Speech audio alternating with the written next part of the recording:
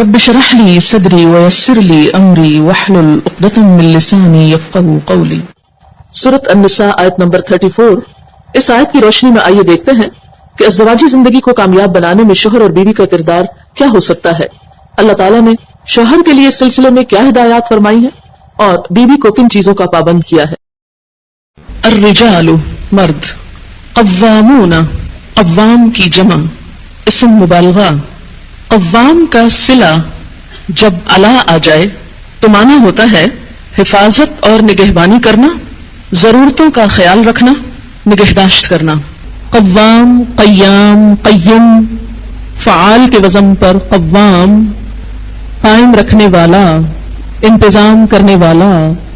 ایک ذمہ داری کا احساس دلایا جا رہا ہے کہ مرد عورتوں کے قوام ہیں۔ عربی میں قوام کا معنی محافظ، منتظم، مدبر، متکفل، مینجمنٹ کرنے والا کے معنوں میں آتے ہیں، نہ کہ حاکم کے معنوں۔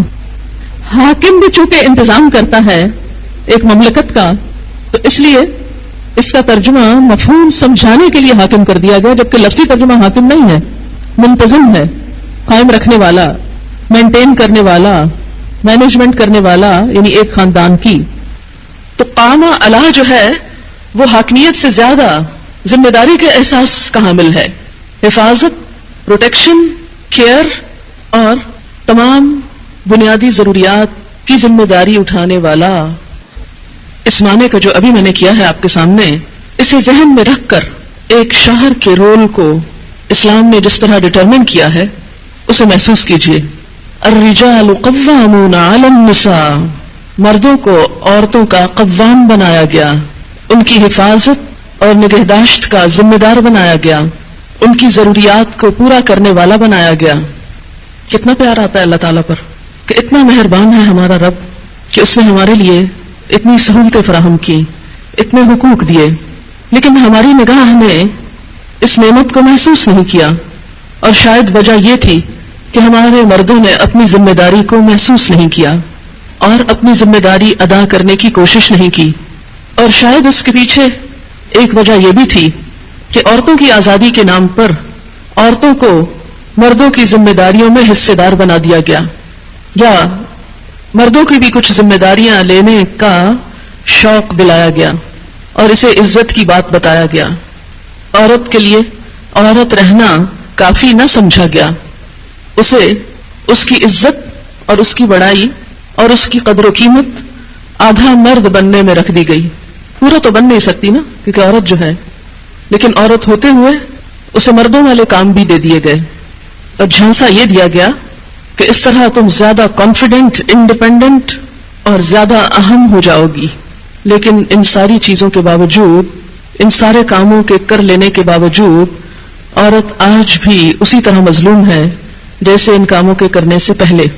اور اس کی بنیادی وجہ یہ ہے کہ کسی بھی معاشرے میں جب خدا کا خوف نہ ہو، اپنی ذمہ داریوں کا احساس نہ ہو، اور اس بات کا احساس نہ ہو کہ اللہ کے ہاں پوچھ ہوگی اگر ہم نے اپنی ذمہ داری پوری نہ کی یا دوسرے کو ناجائز طور پر دبایا اور اس پر ظلم کیا، تو ہمیں خدا کے ہاں جواب دینا ہوگا، ہماری پکڑ ہوگی۔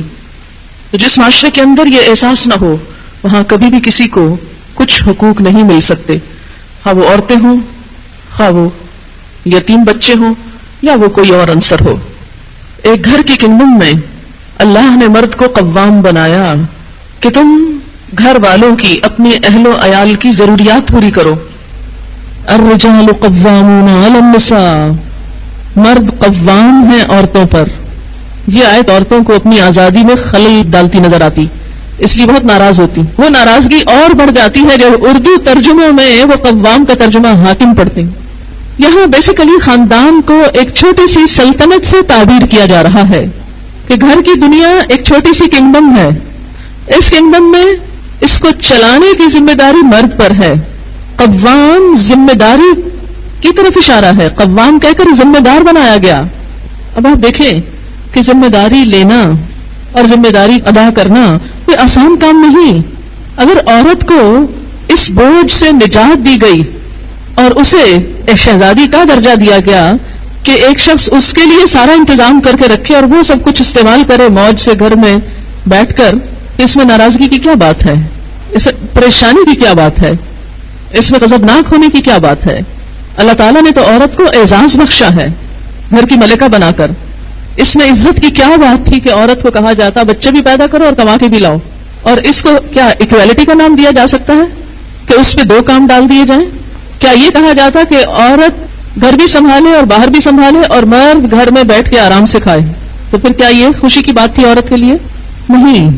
جب مرد کو اللہ نے قوام بنایا تو دراصل اس پر ذمہ داری ڈالی. اب آپ دیکھیں کہ آپ یہ کہتے کہ اچھا دونوں کو ہی قوام بنا دیا جاتا تاکہ ایکویلٹی ہو جاتی، تو کسی بھی چیز میں اگر 2 لوگ ایکولی رسپانسبل ہو جائیں تو وہ کام کبھی بھی نہیں ہو پاتا. ہر شخص ذمہ داری دوسرے پہ ڈال دیتا ہے کہ تم بھی تو میرے ہی جیسے ہو، تم کر لو، وہ کہے تم کر لو. اگر کہا جاتا یہ کہنے کی بجائے الرجال قوامون علی النساء کی بجائے کہا جاتا الرجال والنساء قوامون بعضهم علی بعض، کہ دونوں ہی ایک دوسرے پہ قوام ہیں، تو نتیجہ کیا نکلتا؟ یعنی ہمارا دماغ تو یہ کہتا ہے نا کہ ایسا ہونا چاہیے تھا، پھر انصاف تھا، انصاف تو ہو جاتا، لیکن ایسے انصاف کا نتیجہ کیا نکلتا؟ حقیقت میں انصاف نہیں ہے، لیکن ہمیں انصاف نظر آ رہا ہے. وہ ایک الفاظ تو ایسے ہوتے کہ جس سے ہم خوش ہو جاتے، عورتیں خوش ہو جاتی، واہ ہمیں بھی مرد کے برابر کہا گیا، مرد جیسی ذمہ داری دی گئی، مرد جتنا بوجھ ڈالا گیا، اب ہم خوش ہیں. اللہ نے یہ ظلم نہیں کیا عورت کے ساتھ. گھر کی ایک کنگڈم میں ایک شخص کو ذمہ دار بنایا. کسی ملک میں اگر 2 لوگوں کو وزیر اعظم بنا دیا جائے، آپ کے ملک میں کچھ گھنٹے ایسے گزرے تھے کہ 2 لوگ برابر شمار ہو رہے تھے، معلوم نہیں تھا کہ اب کس طرف بات پلٹتی ہے، تو کیا حال تھا؟ جو لوگ اس حقیقت سے واقف تھے ان چند لمحوں میں کس قدر فساد اور خون ریزی کا خطرہ تھا. اگر کسی بس کے اندر 2 ڈرائیور بیٹھ جائیں ایک ہی سیٹ کے اوپر تو وہ کہاں لے جائیں ان سارے پیسنجرز کو؟ ایک کشتی کے 2 ملاح بن جائیں تو نتیجہ کیا ہو؟ سب کو ڈبو دیں. ایک اسکول کے اندر بیک وقت 2 ہیڈ مسٹریس ایک آفس کو سنبھالیں، ایک ہی سیٹ پر 2 کو بیٹھنا ہو. میوزیکل چیئر میں دیکھا ہوگا نا بعض کہ 2 لوگ ایک کرسی پہ جھگڑ رہے ہوتے ہیں تو کیا ہوتا ہے؟ ایک کو گرنا پڑتا ہے. کسی بھی ادارے کے انتظام کو چلانے کے لیے ایک ہی شخص کو ذمہ دار ہونا پڑتا ہے اور باقی اس کے ماتحت کام کرتے ہیں. لیکن ہم کسی اور اداروں میں تو اس ناراضگی کا اظہار نہیں کرتے. گھر کی دنیا میں ہم ناراض ہونے لگتے ہیں کہ ایسا کیوں کیا گیا، حالانکہ یہ ایک انتظامی ضرورت تھی. الرجال قوامون علی النساء بما فضل اللہ بعضهم علی بعض. یہاں وجہ بتائی جا رہی ہے کہ مرد کو قوام کیوں بنایا گیا. کیا وجہ ہے؟ کیونکہ اللہ نے ان میں سے بعض کو بعض پر فضیلت دی ہے. یہ فضیلت کس چیز میں ہے؟ صرف مرد ہونے میں نہیں، بلکہ یہاں مراد ہے عقلی اور جسمانی قوت جو انتظام کے لیے درکار ہے، ضروری ہے. مثلا آپ دیکھیں کہ کوئی بھی شخص جسے کسی چیز کا انتظام چلانا ہو اس پر تمام لوگوں سے بڑھ کر بوجھ ہوتا ہے، اور اگر خود وہ ایک کمزور شخص ہو تو کیا ہوگا؟ نہ وہ صحیح انتظام کرے گا اور جن کی ذمہ داری اس نے لی سب کو ہلاکت میں ڈالے گا.